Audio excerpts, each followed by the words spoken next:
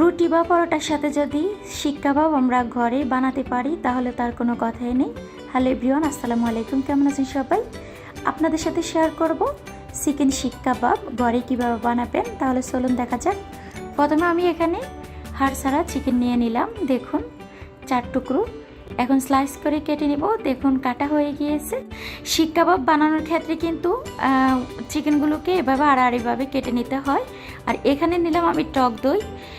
আপনারা চাইলে এখানে মিষ্টি দইটা দিতে পারেন। আর যদি মিষ্টি দইটা দেন সেক্ষেত্রে কিন্তু লেবু রসটা দিতে হবে 2 টেবিল চামচ।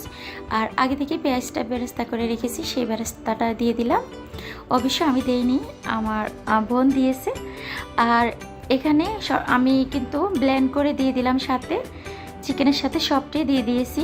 আপনারা যদি টক দই হাতের কাছে না থাকে সেক্ষেত্রে কিন্তু গুঁড়ো দুধটা দিতে পারেন শুধু, আর লেবু রস। আর সাথে দিয়ে দিব এখানে মরিচ গুঁড়ো, তারপরে টেস্টিং সল্ট, আদা বাটা, রসুন বাটা, গরম মশলা গুঁড়ো, বেকিং সোডা, আর সর্বশেষ দিলাম ভাজা তেল। দিয়ে সব কিছু আমি হাতে ভালোভাবে মেখে নিব। যত বেশি মাখাবেন ততই কিন্তু মাংসের ভিতরে ঢুকবে, খেতে ভীষণ মজা লাগবে। তারপরে আমি রেস্টে রেখে দিব 20 মিনিটের জন্যে। হাতে সময় না থাকলে আপনারা স্কিপ করতে পারেন। দেখুন 20 মিনিট পর ফিরে আসলাম। অলরেডি চিকেনটা কিন্তু ম্যারিনেট করা হয়ে গিয়েছে। এখন আমি এই কাঠির মধ্যে ভরে নেব। অনেকে আবার বলে যে এই কাঠিগুলো আমরা কোথায় পাবো? এই কাঠিগুলো তো আমাদের হাতের কাছে থাকে না, সেজন্য বানাতে পারছি না। তাদেরকে বলছি আপনারা সুপার শপের মধ্যে কিন্তু পাবেন, বা মুদি দোকানও পাবেন। দেখুন এভাবে কিন্তু সবগুলো কাঠির মধ্যে ভরে নেব।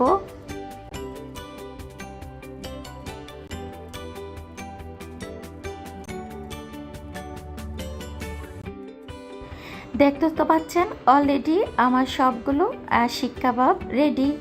এখন আমি ভেজে নেব। সামান্য একটু তেল দিয়ে দিলাম।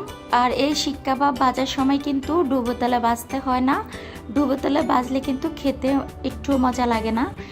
এই যে হালকা একটু তেল ব্রাশ করে সবগুলো এইভাবে আপনারা দিয়ে দিবেন।